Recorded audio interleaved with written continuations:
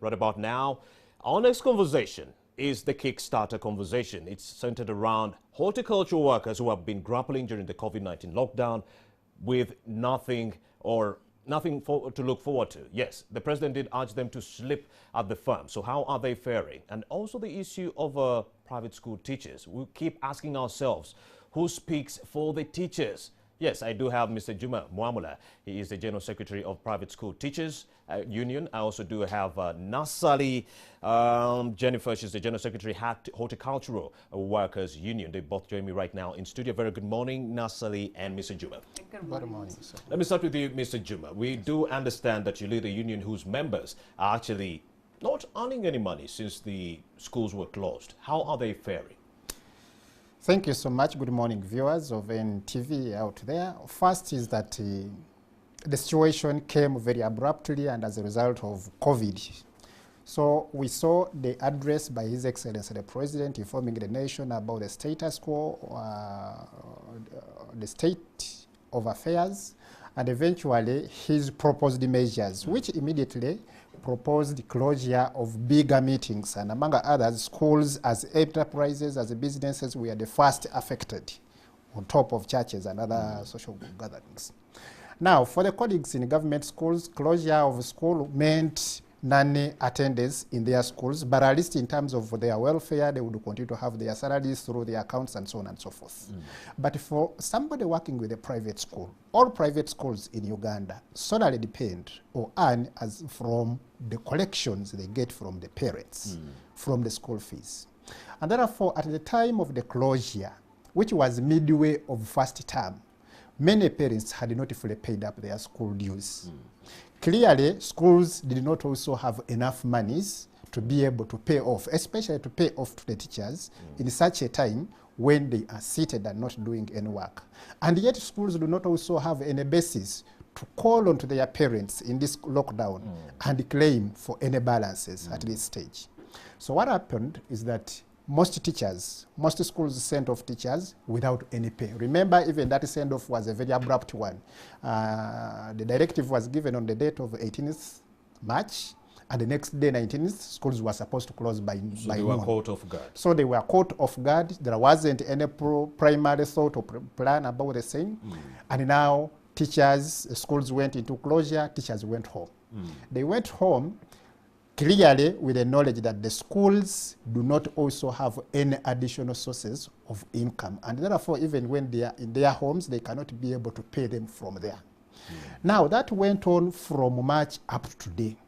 The various communications that we have been receiving from the authorities still indicate that whereas the situation is seemingly manageable, and therefore we can relax the restrictions, opening of schools is not yet guaranteed. In fact, we have seen interventions from Ministry of Education trying to provide the self-reading materials to learners in their respective homes. So that clearly shows that the reopening of education institutions is not yet guaranteed. But I want to share with you that since the opening up to today, there has many of the teachers in these schools, many of the workers in these private schools do not have any earning. And we've also now the biggest disappointment was when His Excellency made an address and promised about the government relief fund. He was very distinctly clear to indicate that whereas the government shall try to help out, especially in Kampala and Wakiso, teachers will not be given. And that was made on an assumption that teachers are salaried. Now that was an omnibus statement that also included teachers in the private schools who I have already indicated to you that many of them are not getting their salaries. So the appeal we are making at this stage is one, to indicate that whereas teachers in government schools have their already salaries every month, every end of the month, those in the private schools, the situation is very different. And therefore, because of the peculiarity of their situations, they also need peculiar responses. Uganda Private Teachers Union has already written to Prime Minister, very particularly as the head of the National Task COVID Management Committee, and we are expressing these concerns to him. We are also saying let's have a very tailored response to teachers in private schools. The unfortunate thing is that Right Honorable Rugunda has not given us his response yet. But we are very optimistic that soon we shall have his voice and he shall have the sympathy to really respond to the cries of the teachers. Before I bring in Jennifer Nassali, we've also had instances where some of the private school teachers have actually taken their own lives because of the despair and depression that has come forth as a result of unemployment. That is very true. The reality is, the nature of the work of teaching is that it commits you from early morning up to late in the evening, and many times from Monday up to Saturday. Some schools also get engaged on Sundays. That typically means that for every one person who is serving as a teacher, his full commitment and the source of livelihood is only dependent on chalk. And therefore, when this situation came that people were asked to stop teaching and go back to school without any alternative sources of income or livelihood, they were left without any options of how to live. I know those who are braving on now must be surviving on the basis of relatives and a few well-wishers, but that in itself is not very sustainable. The case you just raised happened here in Buwenge, Jinja district, where one teacher committed suicide, and he committed suicide because he realized he was not going to school anymore, at least where he could get maybe the tea breakfast that would be provided by the school, where he could benefit from the lunch that could perhaps be served even when salary is not coming forth, or at least be able to appeal to his boss to advance him with something. Now that all happened. At this stage, a teacher who has sat for 2 or 3 months since the lockdown started cannot claim to go to his boss to seek for any help. And even if he wanted. And experts contend it might get worse if the school year doesn't reopen until the end of the year. That is the big problem. First of all, that is the nature, that is the status quo, and now that we do not even know where the future is taking us, and even if the restrictions are released somehow, it is most hopeful that schools would be the last institutions to be thought of to be opened. So that's the pause on that. You're getting first-hand information from the General Secretary, Uganda Private School Teachers Union, Mr. Juma Mwamula, is letting us know how private school teachers have been finding it hard to navigate the COVID-19 lockdown. I also have the horticultural General Secretary, that is Jennifer Nassali. She's going to be telling us how these workers have been faring during the lockdown. A very good morning once again, Jennifer. Good morning. We do understand that some of these workers are sleeping at the farms. Let us know how they are faring. Yes, some of the workers, majority close to 3,500 employees, during the lockdowns have been sleeping in the farm simply because of the difficulty in accessing the farm by means of transport, and then the implementers, the LDUs were sometimes beating them. Maybe to inform you and our viewers, the flowers we grow here and across Africa are exported to Europe, and that is where the lockdowns started, meaning that before COVID affected us, for us we were already affected in the sector because our exports started reducing between 60, 80 and 90%. From December, we were picking flowers, but we were throwing them away. Particularly why? Because the market is not there. The flowers are used for decorations on weddings, for burials, for giving a loved one, for Mother's Day, Christmas Day, those big days. And you're saying since the European countries were the first to reinstate lockdowns, you couldn't actually export to these markets? The export was reducing in bits. And our own lockdown made it worse? Our own lockdown just made it worse. Now, today, if our lockdown is lifted and the lockdowns in Europe is not lifted still, for us as flower farm workers, the hopes are not that high because we don't grow flowers for local consumption. The flowers we grow are for export, and our colleagues out there are still dying and they are still under lockdown. One of the biggest flower auctions in Netherlands, that is Flora Holland, it is one of the biggest flower auctions in the world. In mid-March, expressed their fear whether they were going to survive this crisis because they realized the market was no longer there. That is very alarming. It trickles down directly to the employee that we represent in the flower farm because many of the farms in Africa have closed. Even those that have not closed, they have laid off tens and thousands of employees.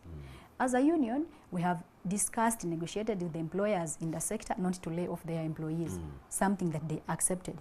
But also, when the lockdowns came here and they made it worse, many, close to 5,000 employees, were kept in their homes. Now, you know we have 21 days of annual leave in a year. A person who was given 21 days at the beginning of the lockdown, we started with the 14 days, then 21, then the next 14. It means even an employer out of goodwill who had given an employee all their annual leave days, they have exceeded them and earning them into unpaid leave. When that happens, it means that an employee who is out there is crying for survival. Remember, these employees enter the farm very early at 7:30. They start to work at 7:30. For you to start at 7:30, it means you should be at the farm at 7 and leave at 5. During peak seasons, they leave at 7. During busy peak seasons, like Christmas seasons and those big days, they work 7 days a week. These people are earning very little. Reason being, the absence of a minimum wage in the country, the very high unemployment rate, because majority of our members are earning between 120 and 250 a month. So what you're saying is, even before the lockdown, there were issues of workers at the flower farms complaining about their pay. Now, in your opinion, don't you think the lockdown has exacerbated the problem of low pay?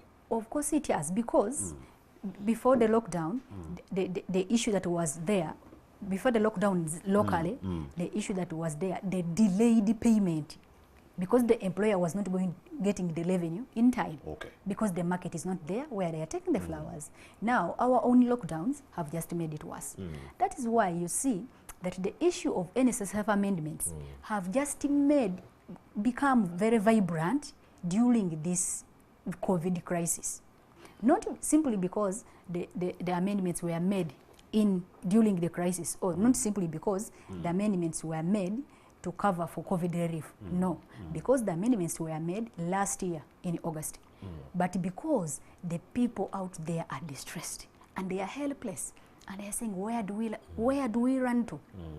Unfortunately, the people that are blocking the amendments have only tagged it on COVID, leaving out all the aspects that the workers had earlier proposed. For example, in our initial proposals, we proposed at the age of 48 years and above, 45 and above, let somebody get a percentage of their NSSF savings. You remember, if you may know, or to inform our viewers, at 55, that is when you're supposed to access your savings. We have seen people that have been given lump sums of money. We are going to talk about the 20% from the NSSF, but let me first get back to Mr. Juma Mwamula, the General Secretary of the Private School Teachers Union. Now, how are you as a union helping your members actually overcome some of the problems you did mention earlier? Unions have their fundamental obligations, collective bargaining, representation, and so on. But part of the agenda at this stage in this crisis is to do the advocacy. Most of the teachers in private schools contribute to National Social Security Fund. And that National Social Security Fund, at its enactment in 1985, the principle was that at every time in life, somebody is likely to hit a moment of vulnerability, and therefore you want to be bailed out. So the assumption then, or the focus then, was that people are always vulnerable when they get to old age. That is when the concept of 55 years came in. Later on, as we have been going on, people have been putting their savings into that fund with a view that they can be helped out. But now, the law of 1985 had some limitations to the extent that the help or the support that one would get as a result of that social security is only tagged to age. So at this stage, what Uganda Private Teachers Union is doing, and the Federations of Labour, is to redefine National Social Security Fund. First of all, is to understand that the National Social Security Fund is coming from the concept of social security. And the concept of social security presupposes that at every time a human being is likely to have a setback. And therefore, when you find or when you get any setbacks, how can you be helped out to get out of them? Setbacks can be in the form of your old age, when you are unable to work. Perhaps you have ailed out, you have weakened out as a result of age, and therefore you cannot do your work well. So how can you be helped to live a fairly decent life? But the other consideration now is that people do not only get hard moments as a result of age. We do get hard moments also as a result of sicknesses. And so what Uganda Private Teachers Union is doing, what other unions are doing, is to seek for a review of the law that manages the saving coffer where workers are placing their money with the hope to be helped out. So among other things is the case my sister had just alluded to, the issue of mid-term access, but we're also appealing to the issue of expanding the benefit, the product portfolio. At now, as already stated, somebody only get to be supported out when is 55 years. Meanwhile, we are realizing that the realities on the ground are that very many people have worked and placed their monies with NSSF. But before their age of 55, they are hit with very serious situations, like for instance, some of these chronic sicknesses. You have placed your money, 20 millions, depending on how much you're getting, but then you're hit with cancer, and you perhaps need 5 millions, which you cannot easily mobilize from your personal savings. Okay. But now, because the law is such rigid, it is that it will wait for you to die of cancer as a result of lack of the 5 millions until they count to 55 years. So you're one of the people who would gladly receive the 20% if it were given to you. So the principle is that, among other things, we are pushing for mid-term access. Indeed. One is we are pushing for expansion of product portfolio. Amazing. Product in such a way that we have considerations for issues of health bailouts. We have considerations for issues of mortgages. We have considerations now. This COVID has given us a lesson. We could also look at relief in terms of hard moments of these calamities that come and go. But now the unfortunate thing is that while we put forward these agitations, people who want to defeat that are trying to imagine that we are only looking at COVID. COVID has been here, and maybe it will go the next day. Perhaps it will stay for us forever. That therefore cannot be a basis for legislation.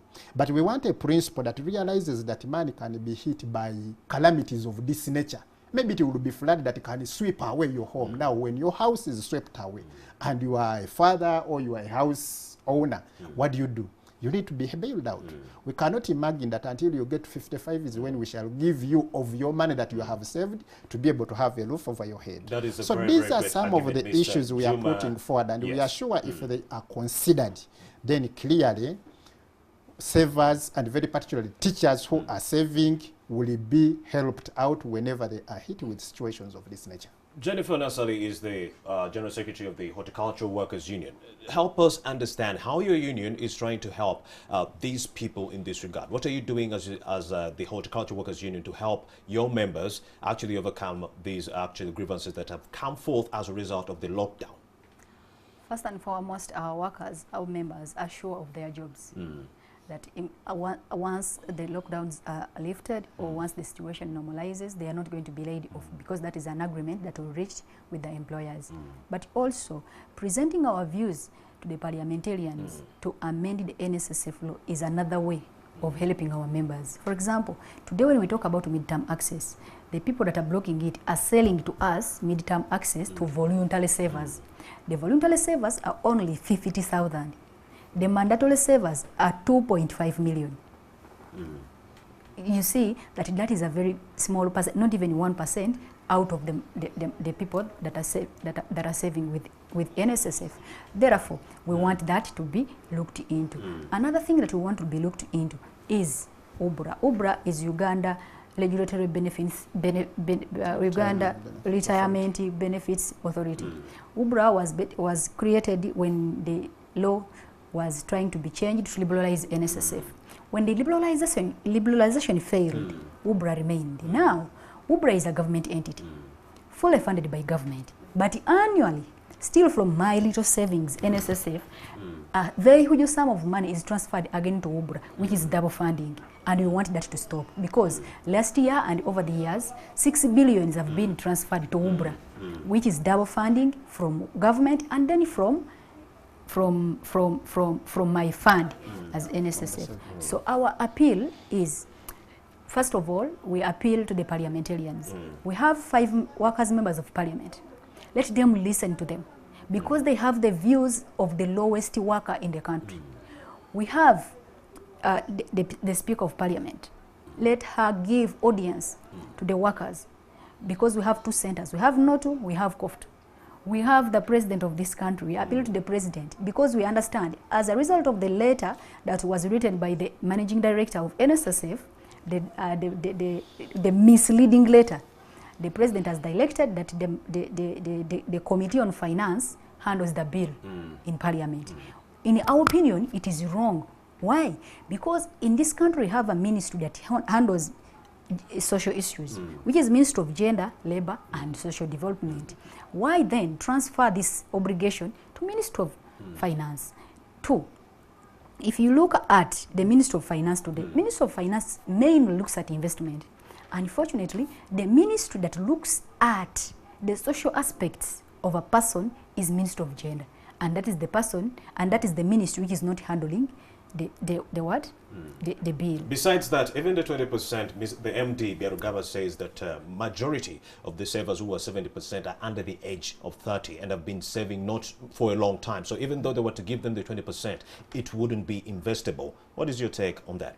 First of all, that is what he wants the public to believe.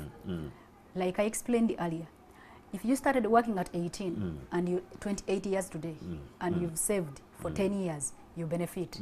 We have to understand that when I sit here as Jennifer, I don't sit here as my own person. I have dependents. Yes. It means if I benefit, my dependents have benefited. 2, another thing why they are putting that, so that we look away from these amendments, so that they term it as the COVID fund. Majority of the people are going to benefit from the midterm access. Reason being, before we made the proposals, how the 20% came, actually, as workers, our initial proposal or our initial wish was to have a 30%. But after thorough consultations and investigations, we settled for 20% so that the fund does not collapse. Before the law, before the amendments, they were hiding behind the law, saying the law does not allow us to give out any percentage before 55 years. Now that there is a possibility of the law, they are saying no, even if the law comes, the people will not benefit. Majority will not benefit. Or they are saying even if the... And what are you saying? What we are saying is majority of the people will benefit. Jennifer Nassari, majority of the people will benefit from the 20%. Let's just leave it at that because it makes more sense. So that's it. I would like to actually thank you, Jennifer Nassali, the Horticultural Workers Union General Secretary, and Juma Mwamala is also the General Secretary of the Private School Teachers Union. I do wish you the best in your future endeavors, and I hope you do find the answers to the questions that you have. Thank you so much. And I would also like to shine a spotlight on those beautiful people who are celebrating their birthdays today. We do have Henry Serunjoji right there on your screens, our very own camera person, very handsome. He's celebrating his birthday today. A very happy birthday to you, my good man. I also have another surprise for you, my studio director who's making all this happen. His mother, Caroline Elogu, she's celebrating her 64th birthday. So ravishing. Look at that. Happy birthday to you, Mama Daniel Echwaro. And to all our viewers who are watching and are celebrating their birthday today, please do celebrate very, very, very carefully in these times of COVID-19. And I do wish you a joyous, happy birthday. My name is Romeo Busuk. It's been an absolute pleasure having you join me from 6:30 a.m. where we're playing for you some very good music up to right now 9 a.m. Let's interface again up at around 1 p.m. I'll be giving you an update on the day's developing story.